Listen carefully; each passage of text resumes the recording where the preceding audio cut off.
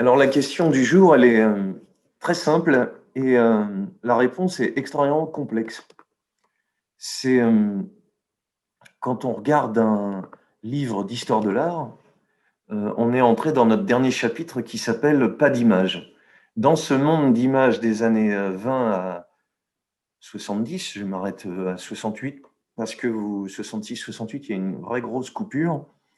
Dans ce livre de Blisten qui fait l'inventaire de l'histoire de l'art au XXe siècle, il y a cette idée que je vais développer sur 6 épisodes, que des artistes vont chercher à ne pas produire d'images volontairement, en faisant des performances éphémères, en choisissant de faire des œuvres totalement abstraites, voire, on va dire, concrètes, en présentant des objets comme Duchamp l'avait initié avec des ready-made, des objets qu'ils prennent tels queux et qu'ils vont transformer en œuvre d'art. On va voir ça plusieurs fois. Et des œuvres minimalistes avec presque rien. Et ce qui m'intéresse aujourd'hui, c'est la même chose, mais pas du tout. C'est-à-dire, pas d'image, on va regarder comment des gens, et le blues noir américain en est un bon exemple, on n'a pas d'image sur eux parce qu'ils ne sont pas dans l'histoire, en un sens, parce qu'on n'a pas voulu les retenir. Et le mouvement de cette invisibilité, dont j'ai un peu parlé, c'est-à-dire comment on n'a pas de photos, on a trois photos maintenant de Robert Johnson, un des pères du blues, mais ce domaine est tellement pointu que je ne suis que je vais survoler, en fait, je ne peux pas m'y connaître très bien, et c'est des domaines où les collectionneurs, les amateurs creusent beaucoup, mais ça va me permettre de regarder une histoire de la photo, une histoire du cinéma, une histoire des pochettes de disques, une histoire de la peinture, au travers de cette... alors c'est là où ça devient compliqué. La question est simple, c'est-à-dire il y a des cultures, il y a des pratiques d'artistes qui ne sont pas dans cette grande histoire de l'art-là. Et on peut avoir en marge, comme dans ce deux ou trois choses que je sais d'elle de 66 de Godard, un jeu avec une culture populaire, pop culture, des marques, des produits, de la vie de tous les jours qu'on retrouve dans le pop art américain et le pop art anglais, notamment. Et, euh, et en même temps, la réponse qui est complexe, que je vais essayer de tirer là, tirer avec ce que j'en comprends, c'est que dans populaire, il y a plein de choses, en fait. Il y a cette idée de pop art est plutôt tournée vers la musique pop, comme on l'entendrait, une musique joyeuse, commerciale, dynamique, qui montre une espèce de mode de vie plaisant. Mais le pop populaire, pendant un temps, ça a désigné, euh, dans la langue anglaise aussi, l'idée qu'on appelle folk maintenant, c'est-à-dire l'idée de musique populaire. À côté des vrais, Rissorangis, ça a été longtemps un lieu de festival de musique folk qui s'intéressait à... Alors, est-ce que c'est là où le sujet devient immense pour moi? Est-ce que dans le folk, il s'agit de mettre tout ce qui est populaire, tout ce qui ne serait pas dans la culture officielle. Et le terme pourrait vous venir d'appeler ça contre-culture, tout ce qui serait dans les marges. Voilà Kerouac, voilà Morrison, et donc un intérêt pour des cultures annexes. Voilà quelqu'un qui va, par des procédés tout à fait habiles, dans sa trilogie On est en 1932, faire un récit qui croise des biographies. En fait, il y a des biographies de gens réels qui croisent un récit, et la structure elle-même de ces trois livres est passionnante pour ça. C'est-à-dire comment exprimer ce qu'on a vu pris en photo par Walker Evans, Dorothy Lange, la pauvreté des hobos, des vagabonds américains, comment la croiser avec la grande histoire, comment continuellement le petit destiné d'un homme qui va devenir très connu. Et je vais m'appuyer dans la deuxième partie sur Bob Dylan, comment un petit gars peut devenir de la petite histoire dans la grande histoire, et comment, par sa personne même, il questionne ce que serait l'art populaire et l'art reconnu. Ce que serait, si je reprends une formule de Godard, justement, il dit, c'est un sujet de disserte pour coincer les étudiants, ça. L'art, c'est l'exception, et la culture, c'est la norme. Alors, je vous donne ça, vous avez 30 minutes. Tiens, j'attends. En fait, on peut aussi dire l'inverse. L'art serait la norme et se répandrait partout, et la culture serait l'exception, la façon de différencier les choses. Je veux dire par là qu'il y a une espèce de tension et que le mot contre-culture ne suffit pas à dire ce que d'autres mondes fabriquent. Et si Gandhi arrive dans ces années 46, exprès en s'habillant comme ça devant le 10 Downing Street anglais, c'est qu'il a quelque chose à dire sur ce que la culture générale induirait, en fait, imposerait à tout le monde. Et cette question-là, elle est intéressante parce que justement, la création artistique finit toujours par se diffuser dans un grand réseau populaire, dans le cinéma. Et finalement, ce film de 47 qui va intégrer Armstrong, par exemple, Woody Herman, c'est aussi, et Billie Holiday, bien sûr, en duo, c'est à la fois la façon dont une culture alternative va être vue, c'est la première fois qu'elle va entrer dans le cinéma, et en même temps, elle est, le regard qu'on a 50 ans plus tard est finalement, on trouve ça pas si représentatif que ça. C'est ce que j'essaye de dire, je vais le montrer, voilà le film avec les deux merveilles, et encore plus celle de droite, qui chante dans ce film qui est une merveille, où évidemment, moment de ségrégation important aux États-Unis, ce sont des Blancs qui vont venir voir des Noirs pour regarder comment ils chantent et jouent. Et ce regard-là, il n'est pas égal, en fait. Et pourtant, il est celui qui va permettre qu'on les voit. Voilà, comment quelque chose peut être à la fois dans la marge, peut être à la fois dans le bien connu général. Cassavetes, même chose. Comment filmer d'une autre façon et comment, avec ses cachets de comédiens connus, reconnus, nourrir un cinéma indépendant qu'il ferait comme lui en a envie. Voilà, on peut avoir de très très grande culture publique. Voilà, comment des choses qui passent à la télé avec la petite Mia Farrow toute jeune, comment quelque chose du plus grand public possible pourrait devenir un objet d'étude. Bonne question. Comment la façon dont, de sang-froid, un fait divers sordide peut devenir un objet de création artistique. Comment la vie de bandit, Bonnie and Clyde, part du cinéma indépendant, peut d'un seul coup devenir un film qui serait grand public, mais ce n'est pas tout à fait le cas quand ça se fait.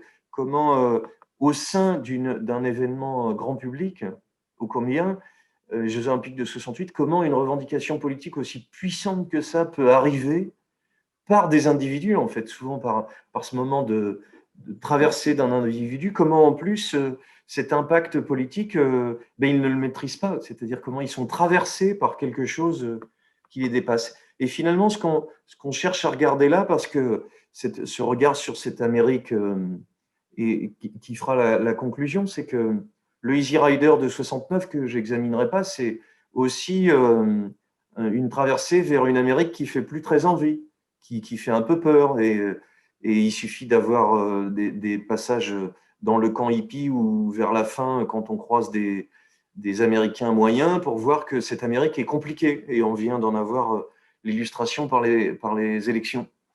Comment quelque chose peut montrer ce passage. Alors, c'est pour ça que le mot contre-culture ne me satisfait pas. On a des cultures à côté qui viendraient réfléchir à ce qu'est la culture générale. Et Robert Crumb en est un bon exemple, lui qui va à la fois dessiner, se retrouver à la tête d'un magazine incroyablement important, à la tête d'une représentation hippique dans laquelle il ne se reconnaît pas tout à fait, et où, avec le temps, bien plus tard, voilà, il crée Zap Comics, on est dans les années 60. Comment, à l'intérieur de ça, il peut continuer son œuvre indépendante. Et on va le voir, il est passionné par le blues, justement. Nova n'entre pas, on est en 71 dans mon sujet tout à fait, mais ce qui est intéressant dans ce rapport de qu'est-ce qui est dans la culture, qu'est-ce qui est en marge, en fait, qui est mon sujet là. Alors, on peut avoir les grands textes de la nouvelle culture et 48 pages de bande dessinée. On peut avoir côte à côte 72 pages de bande dessinée, un entretien avec Marcus qui compte beaucoup sur la façon dont la jeunesse d'avant 68 commence à se saisir des enjeux liés au capitalisme et à la culture qui va avec. Comment donc justement, hors de la culture de tout le monde, underground, le mot va arriver après les années que j'examine là, comment on peut à l'intérieur ou à l'extérieur du système faire penser le système, lui nuire, ou le renverser, ou le questionner en tout cas. À cette idée de qu'est-ce qui est dans la marge, qu'est-ce qui est dedans, c'est compliqué pour le prof d'histoire de l'art parce qu'on arrive 30, 50 ans après et normalement, ben on dit oui, ok, ça c'est de l'art, ça c'est pas de l'art, ça c'était à la mode. Sur quels critères et c'est ce qui est intéressant, c'est de voir que le regard des historiens sur ce qui est passé ben, nourrit ce qui est présent. En fait. Alors, le Robert Crumb, c'est aussi le créateur. Alors, il n'a pas aimé le film Fritz the Cat, c'est-à-dire la bande dessinée qu'on va dire adulte. Vous avez un chat tout à fait mal intentionné, ou bien intentionné, je ne sais pas comment on peut dire ça, mais le film adapté en fera un personnage un peu plus simple. Dernière chose pour cette introduction-là, le Moebius qui fabrique un univers incroyable, le garage hermétique, voilà, qui est capable d'être à la fois un dessinateur, on pourrait dire de science-fiction, d'un monde imaginaire complètement inventé, et celui d'un cow-boy qui revisite l'histoire de l'Amérique, le voici Blueberry, mais qui a une petite hallucination parce qu'il est un peu poursuivi par un lapin qui a l'air un peu chaud patate. Et comment à l'intérieur d'une même œuvre, il peut se couper en deux et même plus pour incarner ces deux choses-là, l'Amérique rêvée et l'interrogation sur ce qu'il est et sur sa propre culture. Puisque cette image-là, peut-être vous en souvenez-vous, c'est celle de Norman Rockwell en train de se regarder en autoportrait avec sur le côté de son tableau Rembrandt, Van Gogh et l'histoire de l'art, et lui qui n'est qu'illustrateur, est en train de jouer avec ce qui est la culture, la vraie, alors que lui-même, en un sens, évidemment, il participe. Là, Moebius fait un autoportrait, puisque c'est un anneau de Moebius qui permet de découper sans perdre son papier, avec toute l'ironie que suppose d'avoir un petit t-shirt J'aime Liège. Cette interrogation va m'amener sur un exemple passionnant. J'espère qu'il va vous passionner aussi parce que je suis obligé de le survoler. Ce qui va m'arranger, puisque je n'en suis pas un grand spécialiste non plus, c'est la Nouvelle-Orléans. La voici tout en bas. Et j'aimerais non pas en faire l'histoire, mais inventorier ce qu'on n'en sait pas en fait. Et ça va me permettre de comprendre ce lien continuel entre la marge, le centre, ce qui est reconnu, ce qui n'est pas reconnu, et ce qu'on appellerait alors par connu contre-culture, mais je ne veux pas utiliser ce terme parce que contre-culture supposerait d'aller contre, alors que là, elle n'y est pas, elle n'est pas dedans. Voilà, on a cette idée un peu lointaine d'un quelque chose qui nous fascinerait avec des noms que toutes ces années 30, 50, 60 vont bercer mon bon vieux Dick Rivers, Bâton Rouge, Memphis. Et ce qui est très étonnant, première remarque, c'est que cette Nouvelle-Orléans, ben, elle s'appelle comme ça parce qu'elle fut française et que ben, ce qui nous manque, c'est une histoire de la France qui intégrerait ça, qui intégrerait ce qu'on y est allé faire, c'est-à-dire que le Crozat que voici, qui était le roi de la traite négrière, était le banquier du roi. Et qu'une des richesses de notre construction historique en France, elle vient de ça. Elle vient du fait qu'on ait édité un code noir qui permet d'avoir une main-d'œuvre qui n'est pas entrée dans les humains et qui permet d'utiliser ces gens. On a quand même en France, c'est tout particulier, supprimé l'esclavage 2 fois quand même. Hein. Napoléon l'a remis entre les deux. Et cette histoire qui est inconnue, qui est invisible en fait, elle est invisible parce qu'il n'y a pas d'image et qu'elle est à peine peinte et que les images là sont des images bien plus récentes en photo et qu'on a quelques petites pièces de sculpture qui sont presque... et c'est le mot qui a changé de sens hein, depuis 20 ans, elles sont exotiques.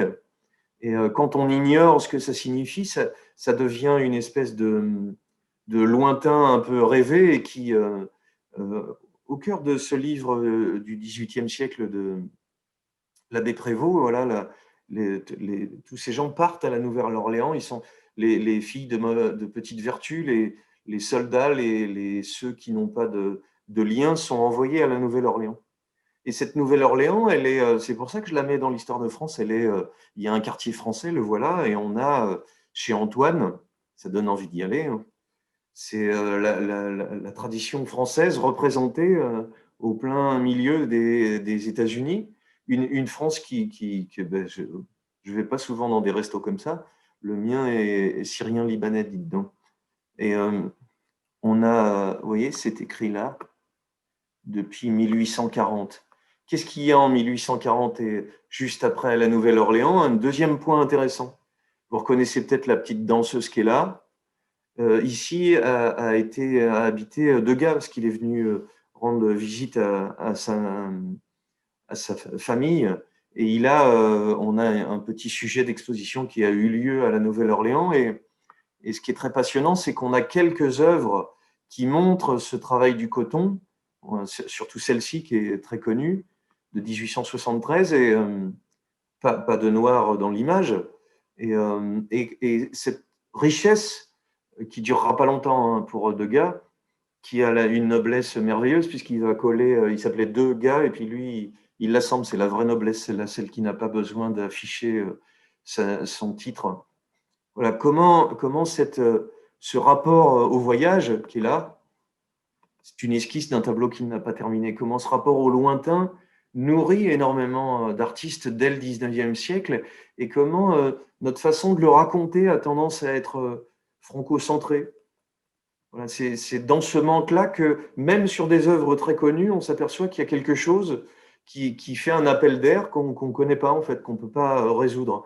Alors, si j'en viens au blues, c'est parce que voilà, les colonies d'Amérique en 1750, vous voyez, on est sur tout le front est, et cette petite visuelle qui vient d'une exposition itinérante me permet de rappeler encore plus compliqué que voilà, il y a des Cherokees qui apportent une tradition musicale, des Africains qui sont depuis le XVIIe siècle qui apportent des rythmes, des mélodies, des traditions chantées, et puis des Espagnols qui apportent la guitare. Ça paraît curieux que, mais oui, c'est vrai ça. Qu'est-ce qui est fou là?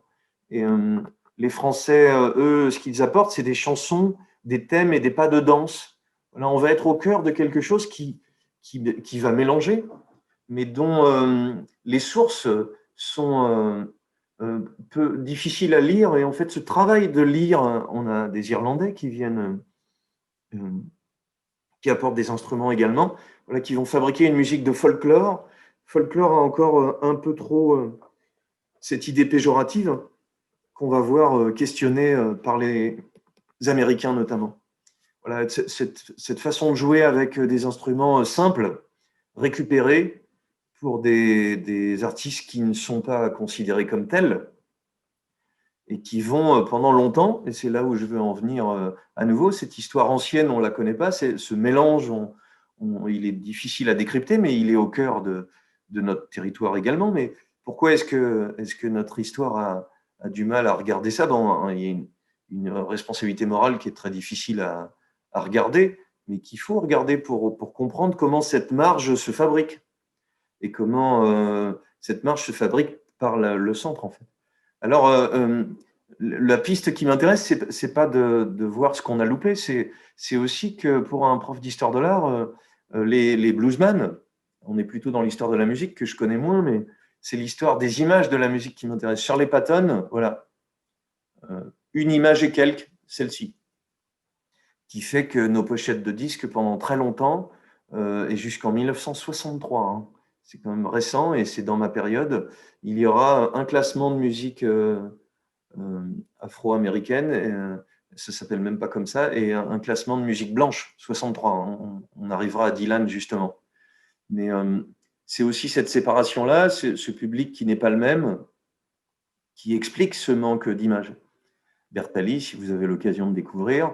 Les deux, maintenant on en a trouvé une troisième, le Robert Johnson, qui aurait vendu son âme au diable pour jouer le blues. Voilà, toute l'histoire mythique qui se fabrique sur ces personnages-là, parce que c'est une façon, par le mythe, d'exister, en fait, de commencer à circuler comme histoire et comme figure. Ça, c'est intéressant, on l'a croisé beaucoup. On a vu que Barthes s'intéressait aux objets de la vie de tous les jours et regardait comment il y avait une mythologie à l'intérieur.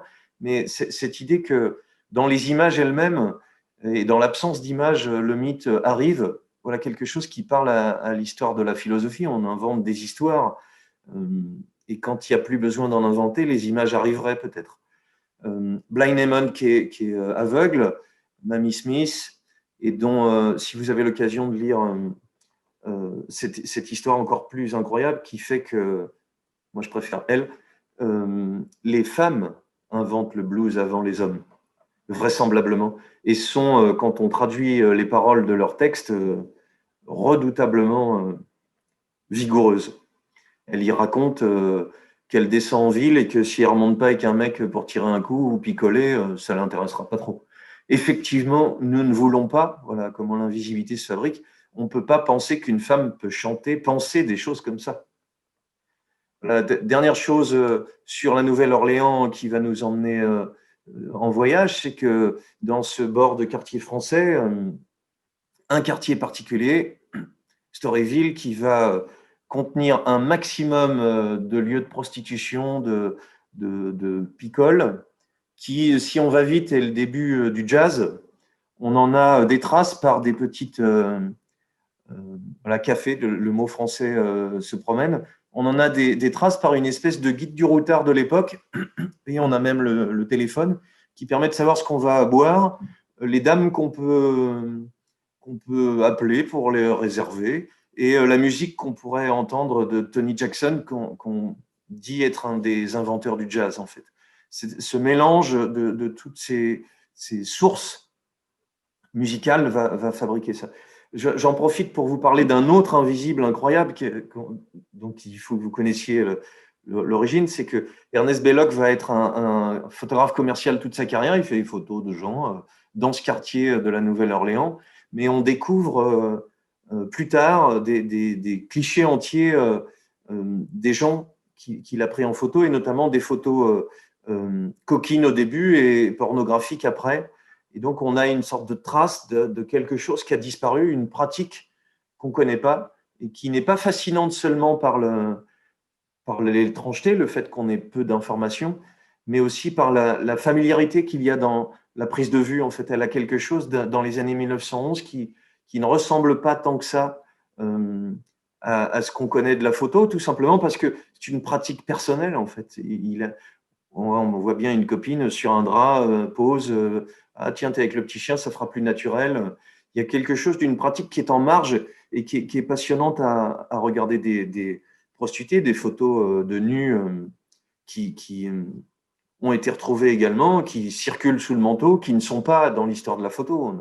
C'est pas possible, c'est une pratique de la photo qui est différente. Vous vous souvenez que c'est pour ça que Rosalind Krauss parle du photographique, elle ouvre le champ possible pour dire ça. Et si vous n'avez pas l'occasion de voir ce film incroyable de Louis Malle qui s'appelle La Petite, avec Carradine, Suzanne Sarandon, que vous voyez, Sarandon, et Brooke Shields, toute jeune, qui fera scandale notamment pour ça, pour le fait de mettre en scène une jeune fille adolescente prostituée.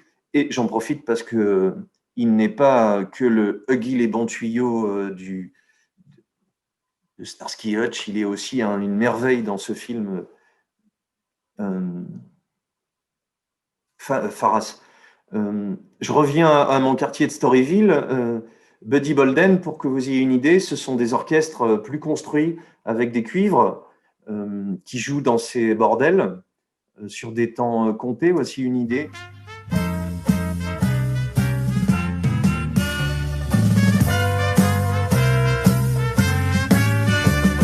Là, on appelle ça le Dixieland. Et pour aller plus vite, parce que c'est pas mon métier, celui qui s'annonce comme l'inventeur du jazz sur sa carte de visite, le créateur du swing, le plus grand auteur de morceaux hot du monde, qui a une origine encore française dans son nom, Jerry Roll Morton, même si Roll, il y a un petit sous-entendu sexuel. Voilà déjà la différence de musique, vous allez l'entendre en deux couplets.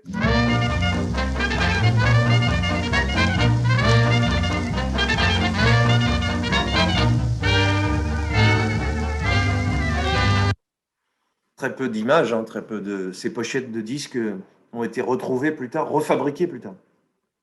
Dans cette Nouvelle-Orléans, King Olivier avec son jazz band créole, et tout un métissage, et on a Louis Armstrong qui joue avec lui. Tous ces gens-là viennent de ces mauvais lieux qui, en fermant, vont nourrir Chicago et la musique électrique. On va entendre une différence. Et Sidney Bechet, c'est quand même, il est de Grigny, hein. C'est là qu'il arrive et qu'il compose Petite Fleur, tout à la fin de sa carrière, d'accord, mais il est de chez nous.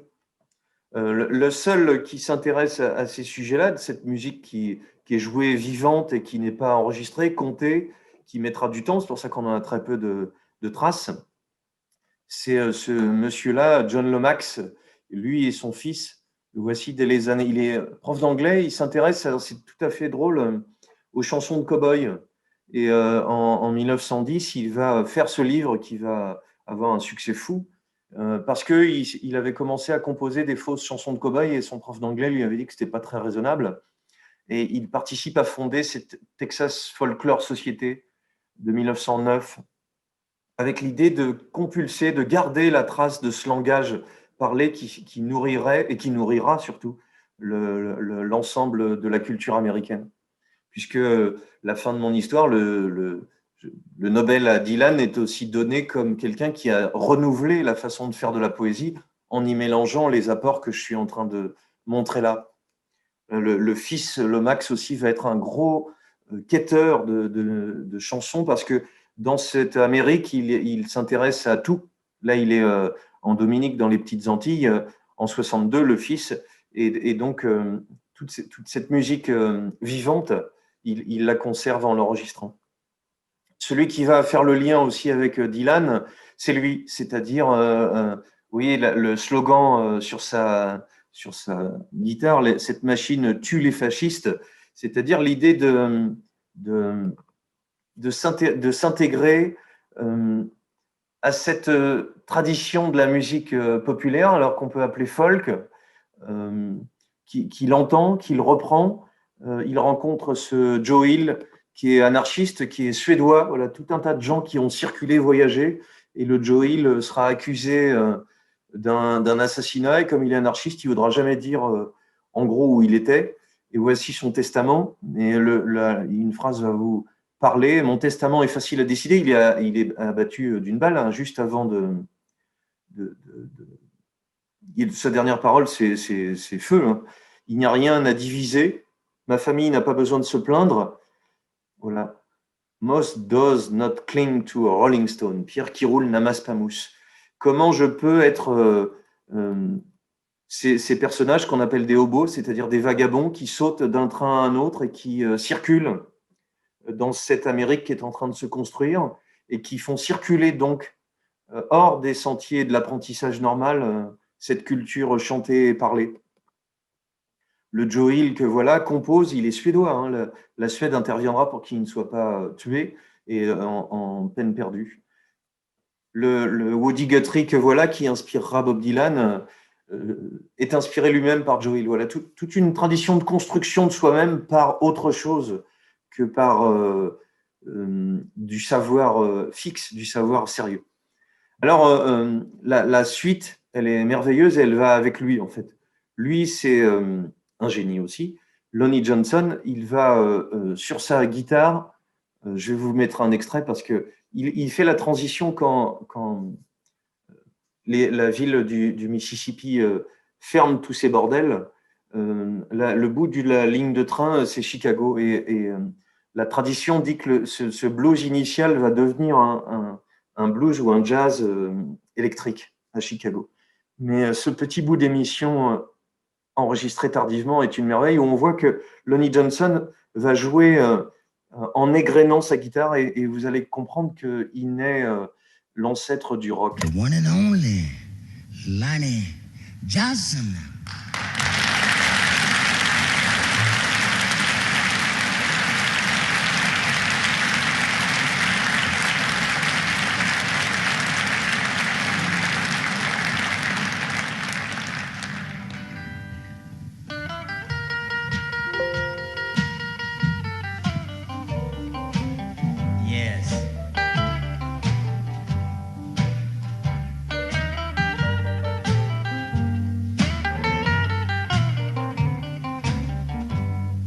suis obligé d'enchaîner parce que vous allez comprendre que l'électrification, ça va nous faire découvrir d'autres gens.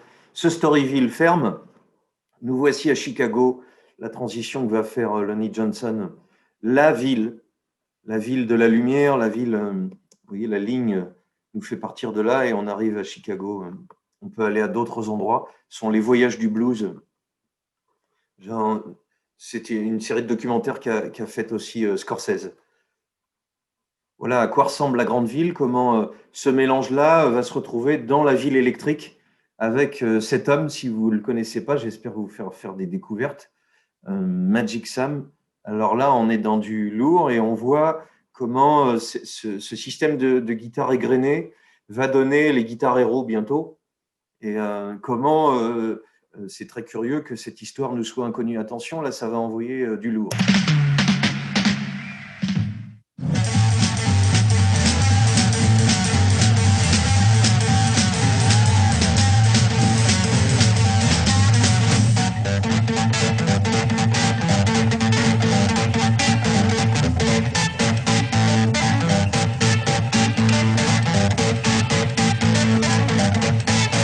Je crois que vous avez compris le principe.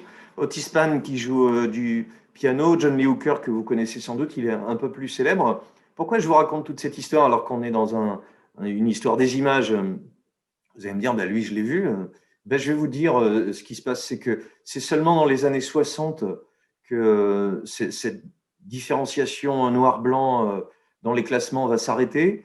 Et pour prendre un exemple plus récent encore que mon histoire ici, quand John Lee Hooker joue dans les Blues Brothers en 1980, les producteurs sont encore réticents à sortir la BO.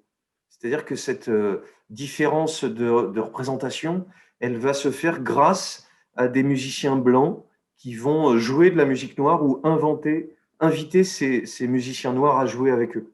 C'est tout à fait étonnant comment cette invisibilité va durer longtemps.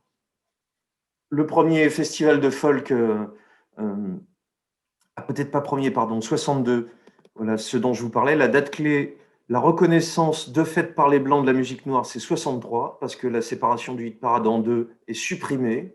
Cette date marque en fait la fin d'une évolution, puisque depuis le milieu des années 50, je vous rappelle que c'est comme ça qu'on a embauché Elvis, qui n'était pas mauvais dans son genre, les Blancs ne rechignent plus à acheter des disques de musiciens noirs et préfèrent les versions originales au succès d'année des Blancs édulcorés sans âme qu'on appelait des cover versions. Cette différenciation-là, regardez le documentaire sur l'histoire de la Stax, c'est une merveille pour ça.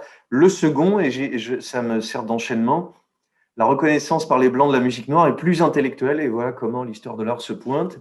Pourtant, elle n'est pas dans les livres d'histoire de l'art, mais ce qu'on appelle le blues revival, c'est-à-dire qu'au sein de ce mouvement intellectuel, c'est pour les fois où on me dit « t'es un intello, tu regardes des trucs en pâte de fourmi et puis tu te prends la tête sur rien », c'est vrai, c'est vrai. Mais regardez la fin du petit paragraphe, l'intérêt pour la musique noire comme retour aux sources sur le plan musical, une mise en valeur de la musique acoustique et folklorique. Vous vous rappelez comment les beatniks, Kerouac s'intéressait déjà à ça, que ce soit au cœur du Canada, des États-Unis, ou son Pop Satori à Paris, au cœur de sa Bretagne initiale. Salut Jean-Paul. Ce mouvement a éclaté au début des années 60 sur les campus universitaires, fait découvrir au public blanc éclairé, entre guillemets, une musique folklorique américaine, le blues du Delta, donc c'est parce que la forme de la zone ressemble à un triangle, dont les textes sont marqués par l'esclavagisme, la ségrégation raciale, correspond aux idées socialisants, fraternalistes et contestataires de cette jeunesse blanche. C'est-à-dire il y a une sorte de réunion, parce que ce qui est important, et Bob Dylan va l'incarner pas seul, les oreilles du public noir américain resteront sourdes à cette reconnaissance par le public blanc éclairé, ce qui nous donne une scène de concert avec John Hurt en train de jouer devant des étudiants plutôt tous blancs. The Bible says the older men teach the younger ones. I'm glad I got something that they won't.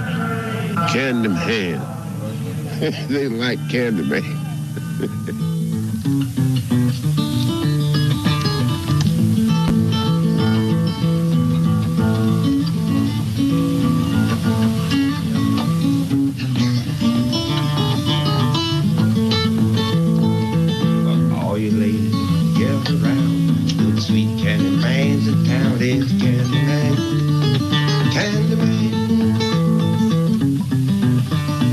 écoutez ça, c'est une merveille.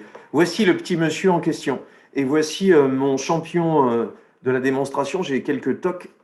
Il n'y a pas que Robert Rauschenberg dans la vie.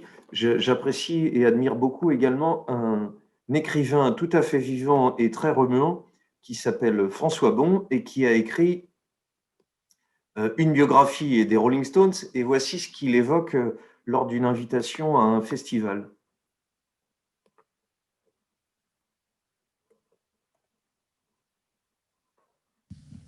Donc Bernard m'a fait l'amitié de proposer comme ça 3 fois 1 heure. On va aller de 41 jusque-là. Jusque-là, c'est 1963 et c'est exactement la période que je couvre. Il a écrit une biographie sur Bob Dylan qui a été un grand succès. Il est en train de parler de comment cette figure de Bob Dylan va incarner cette transition dont je parle. Dans la mesure où à 19 ans ou 20 ans, tout d'un coup, il y a cette espèce de catalyse complètement disproportionnée. C'est-à-dire que ce monde qui se cherche, essaye de constituer ces nouvelles figures après-guerre, aspire comme ça un petit bonhomme de 20 ans nerveux, agité, qui chante faux et qui a une voix toute nasillarde et puis il le propulse comme ça devant en disant ce qu'on cherche et qu'on n'arrive pas à se figurer, toi, tu vas l'incarner. Et tout d'un coup, dans cette espèce d'énorme force, espèce d'explosion intérieure, pareil pour Beatles ou Rolling Stones, ce petit bonhomme de 40 kilos, qu'est-ce qu'il fait? Est-ce qu'on surnage? Est-ce qu'on s'effondre? Des noms de ceux qui s'effondrent, les Janis Joplin, les Jim Morrison, les Jimi Hendrix, les Brian Jones et tout ça. Alors, évidemment, le cimetière est bien plus grand que ceux qui arrivent à surnager. Et Dylan, ce qu'il a de passionnant aussi, c'est que c'est ce moment où il va casser et le moment où il va essayer les 10 ans qu'il va mettre, qu'on verra pour ceux qui seront là vendredi, à se recomposer, à reconstruire et donc à chercher quand même à formuler et consciemment une énonciation de l'artiste ou une énonciation du rôle, de la figure ou du contenu aussi, même si Il est en train de dire ce qui m'intéresse cette semaine, comment dans un personnage peut arriver à être dit ce qu'une époque dirait et qui ne passe pas forcément par un sujet. C'est-à-dire, c'est pas moi, je vais dire ça, c'est je suis une sorte de catalyseur, l'artiste serait ça. Et c'est ce que ce contemporain nous apprend. Il serait une sorte de catalyseur qui représenterait toute une période à un moment donné. Et précisément, le paradoxe de Dylan, ce sera qu'à partir à 22 ans, en 1963, il chante des chansons qui représentent cette mutation ou cette fracture du monde, puis que pendant 20 ans, on lui dit « mais pourquoi tu nous les chantes plus ?» ou alors on lui assigne ce rôle comme ça d'incarner une mutation, alors que précisément, on lui dit « mais est-ce que vous êtes d'abord chanteur? Est-ce que vous êtes d'abord poète ?» Et il répondra « non, je suis quelqu'un qui fait danser les gens ». Quand on arrive à ça, c'est-à-dire en 1950. Il voulait dire par là de ne pas vouloir être l'artiste de service, celui qui incarnerait ce changement. Et toute la vie, et c'est pour ça que la biographie est passionnante, de Dylan est traversée par ce type qui devient un héros et qui, en un sens, ne le veut pas, mais pas par couardise, mais parce qu'il ne cherche pas à être cette figure de l'artiste qui, pour lui, est périmée. 1955, quand arrive Elvis Presley, certainement dans chaque ville américaine, je crois qu'il va se vendre dans la même année, je crois, 3 millions de guitares. Ça, par contre, on a pu arriver à retrouver ce genre de chiffres. Potentiellement, il y a 3 millions de mômes de 15 ans qui se dotent d'une guitare espagnole, d'une méthode qui s'appelle Spanish Easy Guitar, et puis qui commencent à faire des accords et comme des Lennon ou des Keith Richards, arrivent tout d'un coup, en s'identifiant à cette figure d'Elvis Presley, à dire... Voilà, c'est ça ce qui m'intéresse. Comment une pratique amateur de 3 millions de gens peut, en s'incarnant dans une figure, commencer à devenir artistes eux-mêmes à leur façon, pas forcément en voulant réussir, mais comment cette articulation du ce qui est en marge, ce qui n'est pas dans le courant général, peut se hisser par un modèle, et comment c'est le modèle lui-même qui sert à se hisser. Dire ceci qui nous arrive ne colle pas avec cette idée fixe du monde ou ce qui nous convient pas dans la ville où on est, et en s'appuyant sur cette musique-là, je trouve moi mon portrait, sinon d'insoumis, l'espèce de spectre intérieur qui me permet d'avancer, de tenir et de me constituer jusqu'au moment où ma propre identité d'adolescent ne sera plus malléable, même me permettra de devenir un destin qui marche. C'est pas... Et l'intérêt de son travail, vous pouvez retrouver sur son site Tire Livre toutes les émissions de 20 minutes, une quinzaine qu'il a faites sur Bob Dylan, qui sont passées sur France Culture assez souvent. L'intérêt, évidemment, vous le comprenez dans sa façon de le présenter, c'est de croiser le destin de toi tout seul dans ton rapport à cette chanson, à cette musique, et lui en Vendée adolescent, avec le croisement d'une petite histoire d'un petit gars qui devient la grande histoire. C'est pas de la triche, évidemment, on est tous hantés par ces questions-là de comment on accède à soi-même, de comment on résonne dans les petits êtres que nous sommes et ces chemins humbles dans nos vieux pays. On peut arriver quand même à travailler sur ces forces plus vastes de l'histoire, capter un tout petit peu plus grand, capter un petit peu de temps, capter un tout petit peu de devenir et évidemment, là, tout d'un coup, ce devenir-là, il devient quantifiable, marquable, et c'est une image qui traverse sans arrêt en miroir. Voilà, comment étudier une transition, comment rendre compte, alors c'est là où l'histoire est terminée, c'est-à-dire c'est plus des grandes figures, c'est plus des artistes qui incarneraient quelque chose, c'est une sorte de mouvement à l'intérieur de ces artistes. Alors si vous connaissez peu le garçon, c'est facile à vous résumer, c'est tout à fait ambitieux. Il va incarner cette logique de la guitare, du vagabond, du chanteur qui compose lui-même des choses qu'il a entendues et qui parle de la vie de tous les jours. La voici, c'est très rapide.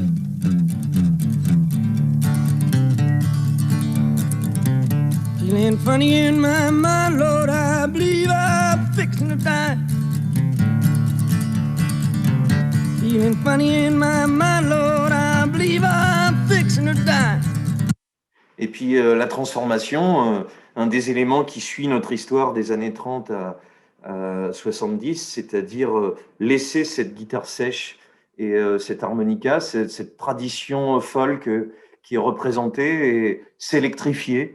Donc pour les folkeux, une trahison absolue. Et dans l'extrait qu'on a là, si vous aimez de creuser sous l'histoire, il semblerait que quand il s'électrifie dans ce concert mémorable, il soit hué, mais on n'est pas sûr de ce qu'on entend.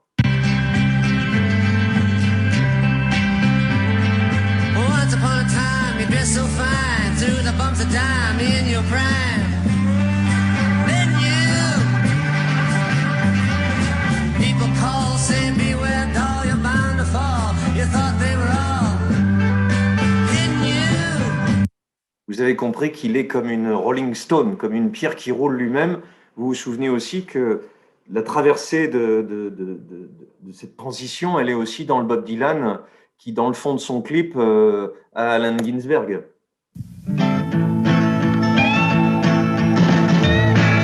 Voilà, comment un type peut être à la fois cette incarnation d'une époque complète et aussi la transition vers j'ai pas envie d'y aller, j'ai pas envie de le faire, j'ai pas envie de représenter ça. Voilà comment une figure va pouvoir faire ça, ce qui me permet de clore un des premiers éléments. Et le second, c'est tout simplement, on peut le redire, c'est toujours Wikipédia, Bob Dylan, c'est à la fois Woody Guthrie, baladin syndicaliste, mais aussi Robert Johnson, le blues, et en même temps la Beat Generation de Kerouac, le Rimbaud et le Brecht, c'est-à-dire le savant et le populaire, le théâtre et l'écrit, la parole et la parole transmise et le texte. C'est au cœur de ce que je vous ai raconté. C'est pour ça que l'idée de contre-culture ne suffirait pas à dire qu'il s'agit d'une culture qui veut repousser la culture ambiante. Il y a de ça, mais il y a quelque chose qui est une sorte de transition, en fait. Et expliquer une transition, c'est assez compliqué, il faut plein d'épisodes. La fin de cette seconde partie, c'est tout simplement que la découverte du blues, je le disais, va se faire par des gens comme lui, Alexis Corner en Angleterre, c'est-à-dire des gens qui invitent des artistes qui jouent cette musique qu'ils ont entendue, qui la font circuler.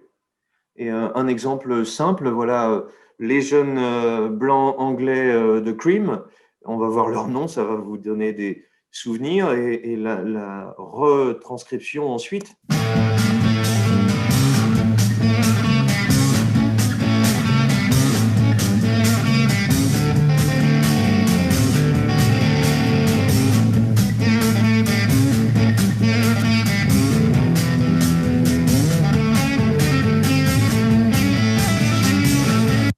Si on va vite, c'est du blues, hein.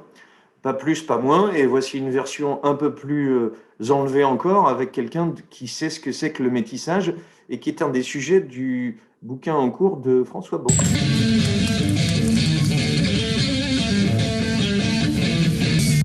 Cet homme est un métissage à lui tout seul quand même, c'est un peu invraisemblable. Voilà, c'est au Marquis que Alexis Corner fait écouter toute cette musique blues, l'enregistre, la fait circuler. Ça paraît complètement fou que cette visibilité ait besoin de passer par ces musiciens, Clapton qui invite B.B. King, qui va jouer du blues, qui va le faire connaître. Le petit Hendrix est dans le fond derrière Ike Turner. Voilà comment Led Zeppelin, tout le rock anglais est quand même très très lié au blues. Et je trouve qu'on pourrait faire une vraie différence entre les Stones et les Beatles sur ce sujet-là. Comment cette musique, on le voit dans le documentaire de Scorsese, quand en Afrique on entend Winter, on se demande comment c'est possible que ça soit lié. Comment ce film de 1980 est un de ceux qui va permettre qu'on fasse circuler dans le grand public John Lee Hooker, comment Ry Cooder dans Crossroads va être aussi celui qui rencontre ce qu'on va appeler la world music après pour réinventer ce folk qui circulait beaucoup pourtant. Et Ry Cooder enregistre avec Ali Fakatouré, il enregistre avec Flaco Jiménez, avec Taj Mahal et ici avec Hooker. Et encore mieux avec de la musique indienne qui fait penser à son glissando que vous connaissez sans doute dans Paris, Texas.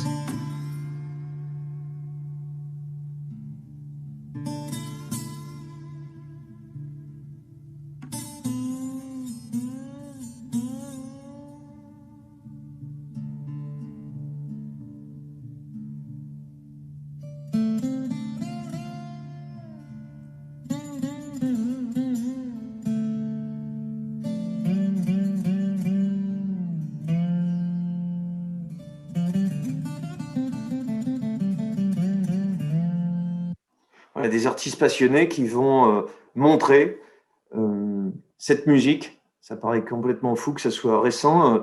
Slim Harpo va jouer I Am a King Bee. Well, I'm a king bee, buzzing around your hive. Et qui va la faire connaître? Well, I'm a king bee,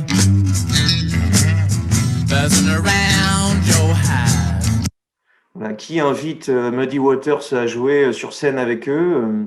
Eux.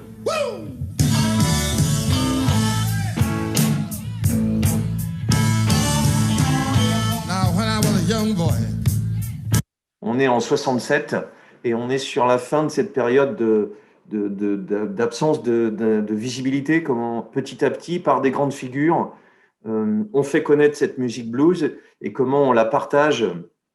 Alors la boucle est bouclée parce que le meilleur de tout ça qui rend visible des invisibles, c'est Crumb, avec une passion. Il est connu pour avoir fait cette pochette de disque de Janis Joplin, musique qu'il n'aimait pas tant que ça, Crumb. Regardez les documentaires sur lui, c'est un pur génie du dessin, de la hachure. Il va beaucoup illustrer des pochettes de disques de gens qui quelquefois ont disparu sans laisser de traces. Il va inventer ces visages dans ce merveilleux petit jeu de cartes. C'est tout bête, hein. Voilà comment donner de l'image et de la belle, cette composition avec un fond uni, cette simplicité de la couleur qui fait que le Charlie Patton de tout à l'heure, dont on avait une seule image, maintenant il a un visage. Est-ce que les artistes ne peuvent pas aussi participer à, je disais, pas d'image? C'est ça mon chapitre. Et ça me permet de montrer que des passionnés font le lien autour de quelque chose qui disparaissait. Voilà. Si vous cherchez quoi m'offrir à Noël, on verra ça demain.